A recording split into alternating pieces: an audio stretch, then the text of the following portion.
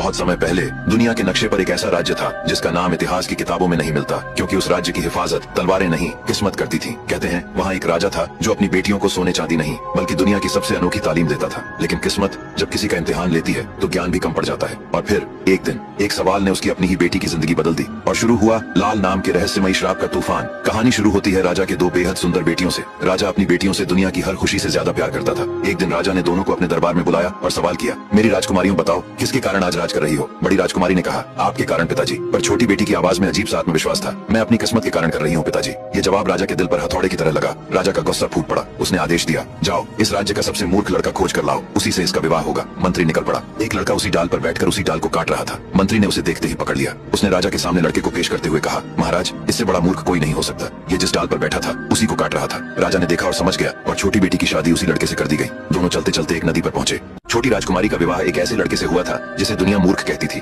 पर किस्मत उसे एक ऐसे राज तक ले जाने वाली थी जिसके बारे में कोई सोच भी नहीं सकता था। दोनों चलते चलते एक शापित झील के किनारे पहुंचे। झील शांत थी, लेकिन उसकी खामोशी ऐसी थी जैसे वह सदियों से कोई भयानक सच छिपाए बैठी हो। अचानक लड़के ने झील की सतह पर लाल लाल चमकते हीरे तैरते हुए देखे। उसकी आंखें लोभ से चमक उठी। राजकुमारी ने घबराकर उसे रोकते हुए कहा, इसे मत छुओ, ये झील अशुभ है। लेकिन लालच के आगे उसकी कोई बात नहीं चली। लड़के ने एक लाल हीरा उठा लिया और उसी पल से उनकी किस्मत का अंधेरा सफर शुरू हो गया। दूसरे राज्य में पहुंचकर वह मूर्ख लड़का राजा के दरबार में दरबान बन गया।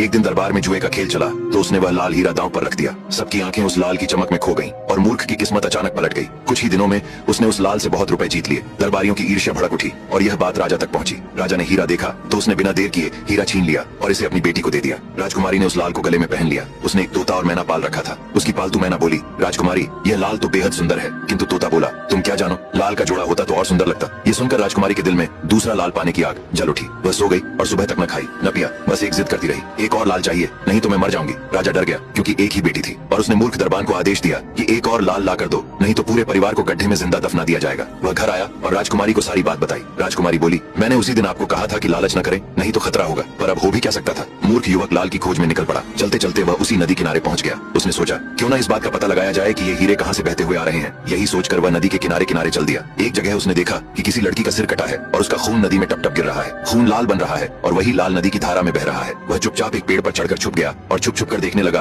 कि आखिर बात क्या है। जब शाम हो गई तो एक राक्षस आया और एक पेड़ से फूल तोड़कर लड़की को सुंघा दिया। लड़की तुरंत जीवित हो गई। अब आगे की कहानी जानने के लिए देखिए अगला भाग।